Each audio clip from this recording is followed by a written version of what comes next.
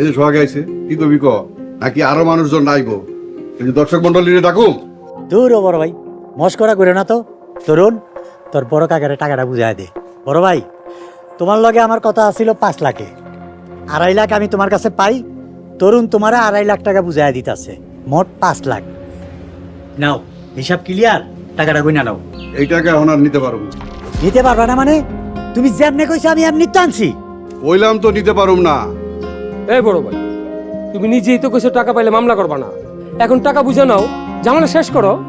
না না, এই টাকা আমরা নিতে পারবো না, আমরা আইনের পথে যাবো। এই বড় ভাই, তুমি তো একটা সিটার। 3 বছর আগে আমার কাছ থেকে টাকা নিছো ব্যবসা করতে, সেই টাকা ফেরত দাও নাই, সিটারি করছো। পরশু কইছো টাকা দিলে তুমি মামলা করবা না, আর এখন কইতাছো টাকা নিবা না, তুমি মামলা করবা। ফাইজলামি পাইছো।